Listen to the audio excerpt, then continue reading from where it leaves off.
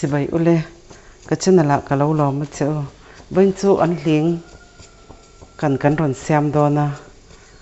anh thiếu xem tây trái tây giang tây này cho mình lâu subscribe về ula mình lâu like sắc về đó nè nha cho Anhling xem nó tour hết thì han tel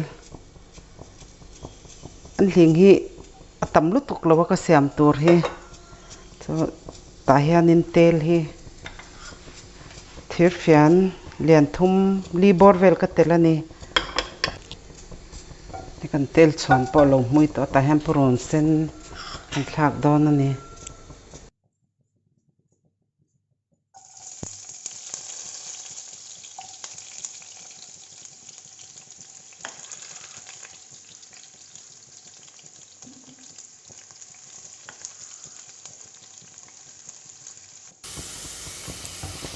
kan puron sen po he lo min to lo sen ve de thap to a ta hianin ai eng thir fian te chan ve ka thlaka chuanin tomato hi ka thlak le dawn ani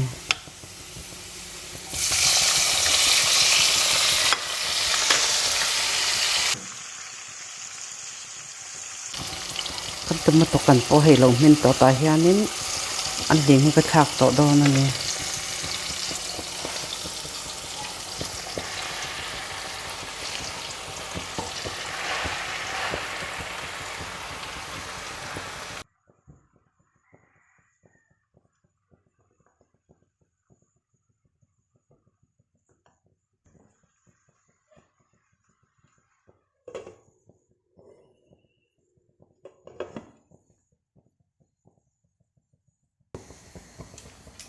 chom mẹ kan tel tur so thing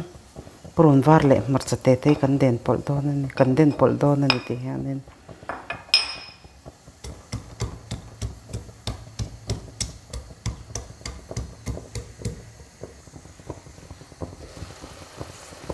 lo so ve bar to he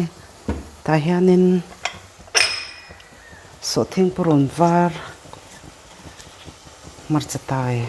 kan den pol kha kan tela chi hi thir fian te chan ve chuan ngapi he ti hian kan ti tuya he kan tel boka ngapi hi adu lo tan chuan a tel lo thei ngapi tel lo po hian a tui em tho ani hian thadem kan chop polanga la chuang le ri don ani